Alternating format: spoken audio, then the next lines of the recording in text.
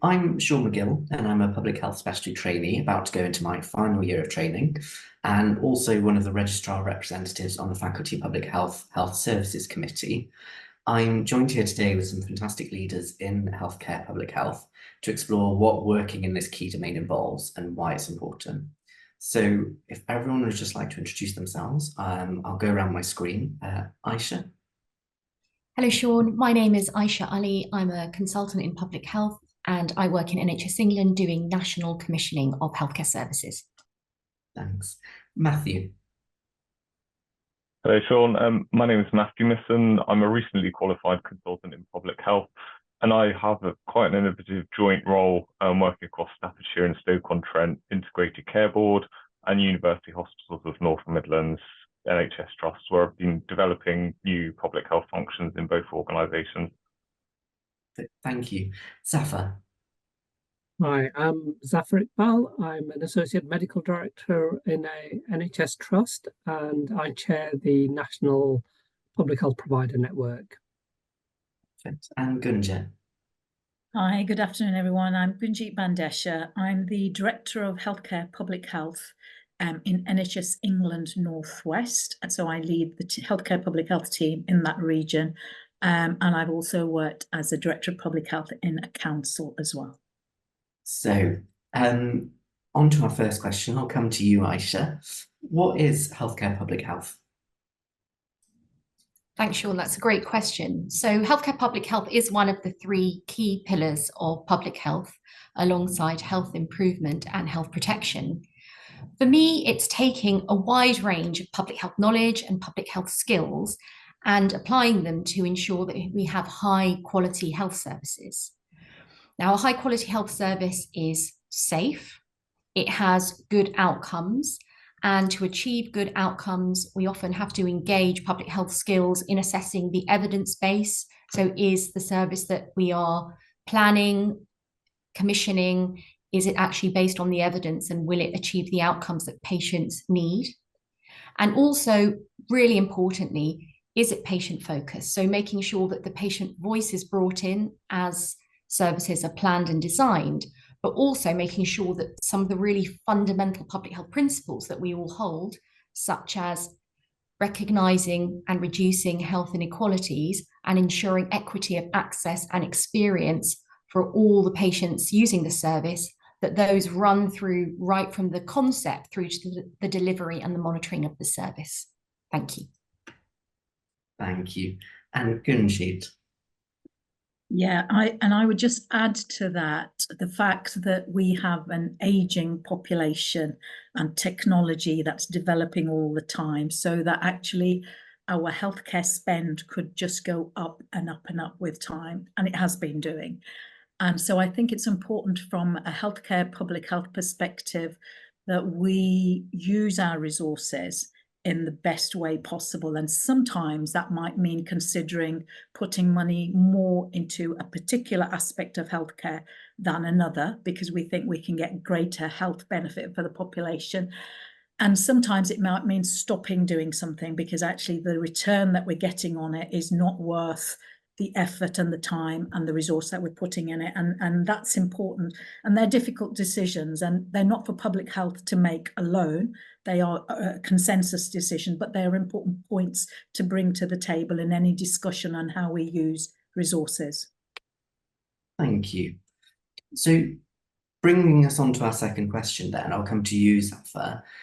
How does this help patient care? Well, so one example I'd like to give where I'm working at this very moment on is the dilemma of how well we look after our older population. And I think Gunjan mentioned this as well. And the issue is that we've got a growing older population and generally often the outcomes for our older populations aren't brilliant either, whether they're in care homes or as they get older. The focus is on often trying to extend people's life rather than quality of life. And there's a great opportunity to do more preventative work so people are healthier for longer periods towards the end of their life. There's great opportunity, as someone mentioned earlier on, to introduce digital interventions, which we've got at the moment, I cover a population of about 1 million people. And in that population, we have about 80,000 people with mild frailty. Now, there's about 15 factors which we've identified which are amenable to intervention, like loneliness or falls prevention or stopping smoking, or there's a whole number of kind of factors, and we're offering digital interventions which are relatively low cost. But the whole frailty agenda allows us to use a whole set of skill set around whether we're evaluating services, whether we're undertaking needs assessments, or we're trying to predict the numbers of people requiring certain services in the future. And the NHS and social care spends a vast amount of money on older people, and it's an opportunity for us to shift some of that money, and maybe we can get better outcomes. So, for example, in terms of falls prevention, maybe it might be better for us to spend more money on strength and balance classes rather than treating people in hospitals and admitting them to care homes after a fall. Thank you. Matthew. So there's a lot that public health can bring to patient care, and one very interesting area of my work is work around equity of access and experience from care, and in doing so improving outcomes. Through my work, you uncover some really stark evidence around how care has been provided historically isn't always reflective of population needs, and there's real opportunities to make inroads in addressing health inequalities by simple approaches in making care provided more inclusive, more accessible, and more responsive to what people need to really be able to benefit from care. And there's a lot that public health can bring. We are arguably champions of equity and action on health inequalities within the NHS. So there's a lot that we can bring to that.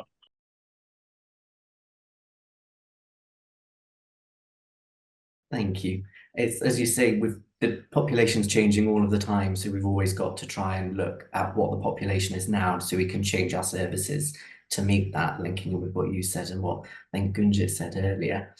And coming to you, Gunjit, we've heard a lot about hospitals sort of work. Does this only apply to hospitals? No, not at all. And in fact, probably quite the contrary, I would say, in my opinion, because if you think about where people every day touch health services, the majority of contacts of person on the street is with primary care and community services, if they contact health services at all. So actually, if you're talking about healthcare, public health, that's in any healthcare setting, potentially, right from the local GP practice or a walk-in centre, right up to a specialised service. So I would say anywhere where there is healthcare, then public health has an important role. And that includes our colleagues who work in local authorities, not just because they are close to where the people contact health services and that relationship that councils have with their local population, because also they commission some of those health services. So our Director of Public Health colleagues, for instance, commission services for children, sexual health services, drug and alcohol services, and these are commissioned from healthcare providers. So public health really is in a number of settings, healthcare public health, whether it be in councils or in local hospitals. So I would say it transcends different settings. And the reason why that is all the more important, and it relates back to what I was saying earlier, was that actually there is a tendency for us to focus on bits of the pathway where are shiny and new and squeaking and exciting, like some of the very high-end specialised services. And where they can be life-saving and they are important, that's not really where we make the big difference in population health outcomes. So you need public health right up in that left shift, as we call it these days, right into the front end of healthcare services, so that you actually stop the pressure later on in the pathway. So in answer to your question, Sean, no, not just hospitals. In fact, we need to think right up at the front end of the pathway. So, but I think it's that public health voice, that healthcare public health voice, that needs to be in different settings in order for that to be heard. Thank you. Because when you talk about that left shift, it's all about, isn't it, how making small changes to a large population often gives a bigger impact and result than targeting bigger changes to that small high risk, isn't it? Exactly. And I think going back to the point that others have made, ultimately, it's also about making that difference around inequalities, because I think the evidence is that despite all our tremendous development in healthcare over the last few decades, actually life expectancy is stalling, and in actually the gap in life expectancy and healthy life expectancy is anything but widened, actually. So and I think that's where the healthcare public health role is really important, that we actually think about that inequality, that's important, not just increasing life expectancy itself, it's that quality of life as well. Thank you. And Aisha. So just to build on Gunjit's point as well, I think that you can see by the breadth of people who are here on the panel today where public health can have influence from, national level into regions, into trusts and ICBs, and as Gunjit has said, into local authorities. But I just want to make it really clear that when public health is there and at the table, healthcare public health voices, they're really valued and appreciated. But sometimes we do have to stick our elbows out a little bit to make sure that we are at the table and our voices are heard. And I think it's really important as we are planning the new healthcare commissioning, planning, delivery landscape to make sure that public health is integrated into that. And that's not only within sort of statutory functions where public health might be written into legislation or written into guidance, but also trusts having the vision to create posts like Matthews or create posts like Zafar's in order to bring public health in and place it where it's strategically necessary. And I think that we have to advocate, and I'm really pleased that this podcast is able to do that, to keep having the public health voice at the table consistently at all levels in the NHS. Thank you. Just to build on that, Aisha, I mean, I chair the NHS Public Health Provider Network, and I think when I started, there was probably half a dozen, maybe 10 people like me, myself, working in the NHS with a public health background. I think at the moment we've got about 70 specialists and another sort of 50 or so trainees as part of the network. So I think the point is that when people see the skills that we bring in terms of influencing resources, in terms of influencing health outcomes, they really value us, and it's a kind of growing market because people can see the value we bring, the managers can see the value we bring to influence direct patient care. That's really positive and great to hear. Thank you. And Matthew, did you have something you wanted to add as well?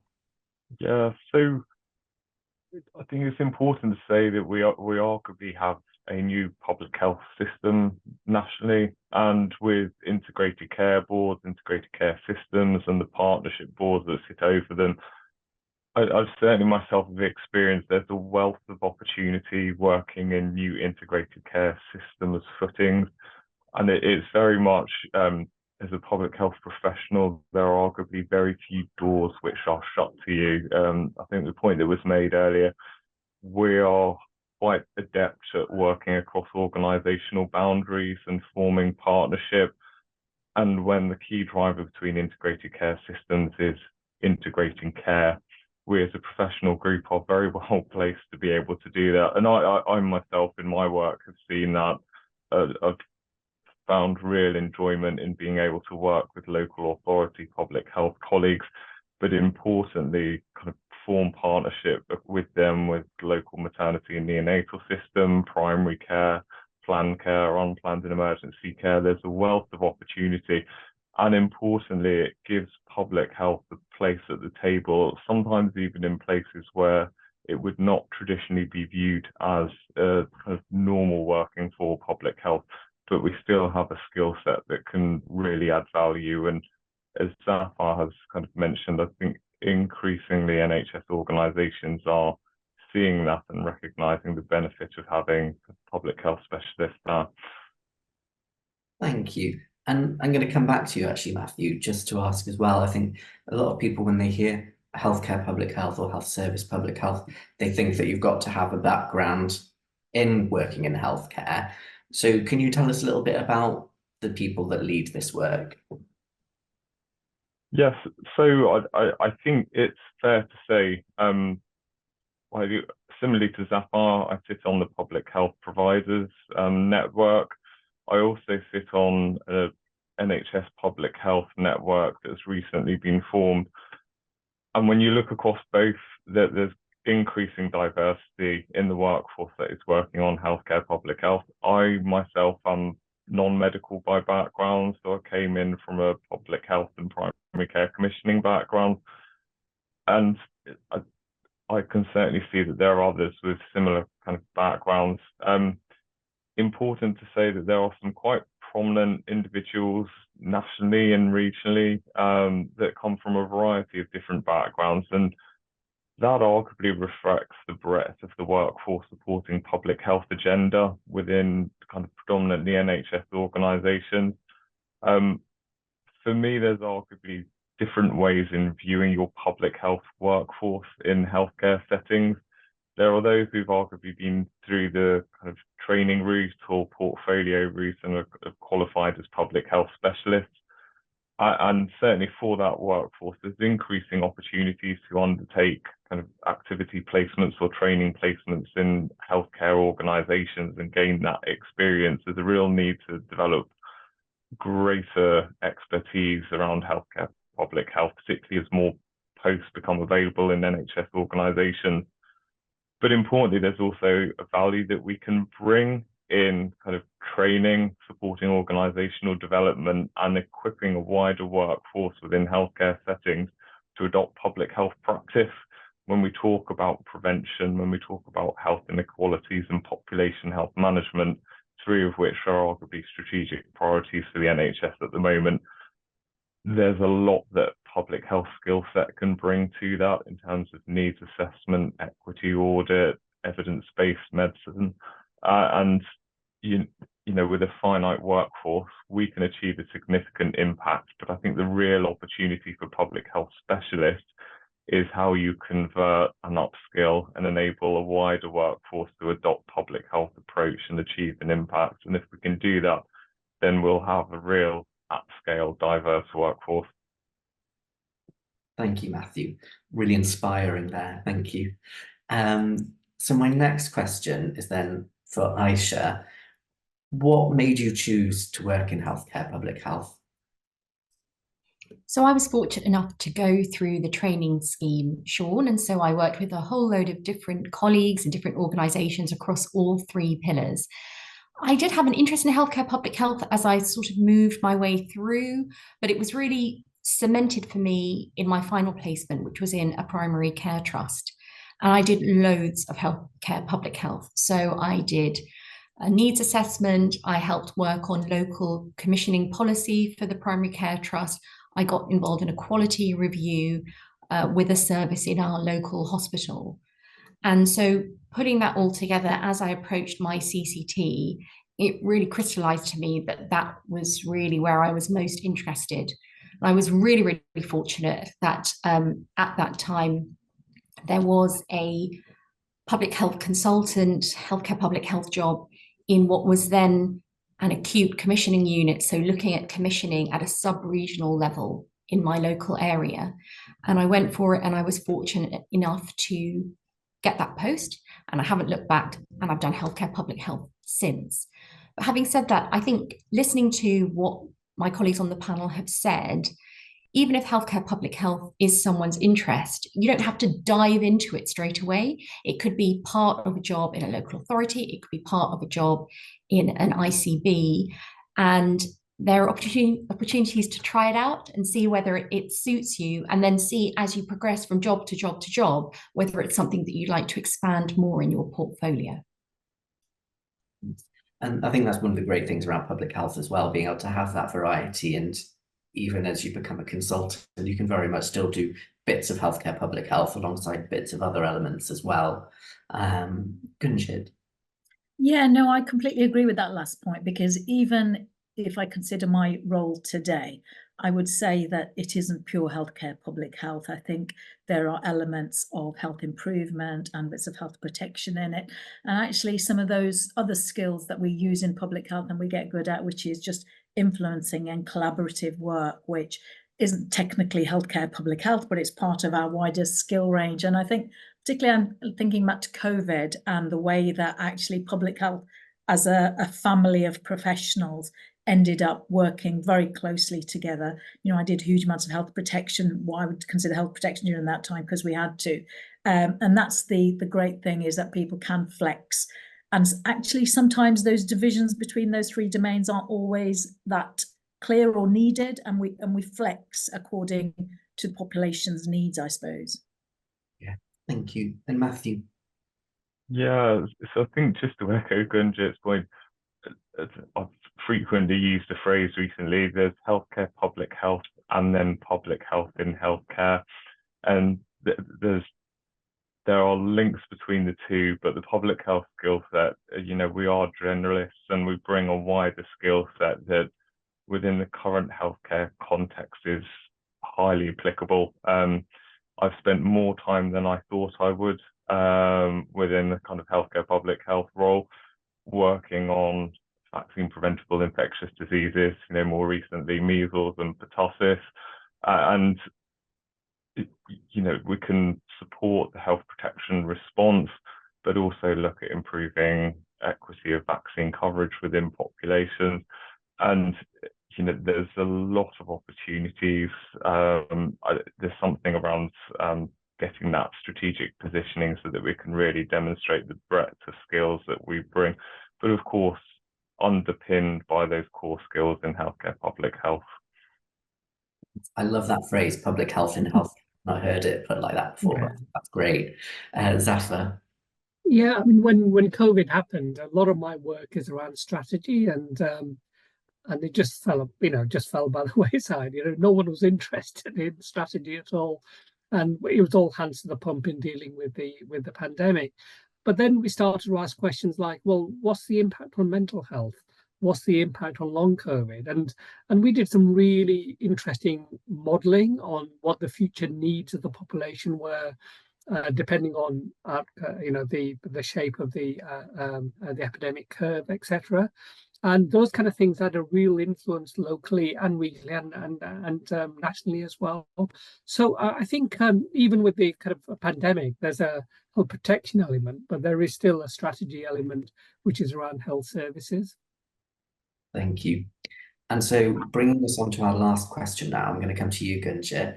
What do you think of as the future of healthcare public health? Wow. So I think, I went to a talk recently on the future of healthcare, actually. We were almost envisioning what that might look, reimagining it. And I suppose if you think about that, and people talk about a much more personalized healthcare driven by AI and the need for much more around quality of life as much as extending life as well. So in a way, I think healthcare public health would mirror some of that, but actually I still think the basics is probably where we'll need to be at, because despite all those exciting futuristic developments, ensuring that we have equity and we reduce inequalities is probably where we're at. So even with AI, a bit like digital, there is great opportunity for achieving more equity, but there's also a risk of widening inequality. So I think our core principles and way of working will be as important in the future as it is now. And going back to, I suppose, where we started off with, in terms of doing what we can do with what we've got. I know at this juncture in time, we know that resources can potentially become tighter. So I think those same questions will remain going forward. So I feel that we will need healthcare, public health and public health voices as part of that future development of healthcare. My worry, I suppose, is not so much worry, but I think a risk that we in public health need to be really quite mindful of is that advance in technology, because not everything that can be done should be done. And I feel that sometimes public health is needed around the table to raise the question of, well, why and how and who for, and actually is it better done that way rather than this way? So I think whatever the future brings, I think healthcare, public health and public health voice will be really important in some of those developments. And as Aisha said earlier, we need to make sure we get our elbows out so that we can sit at the table for those discussions. Thank you. Well, thank you so much, everyone, for a really great discussion that we've had there. Really valued all your input, and it's been great to talk through some of these important issues with you all. Thank you.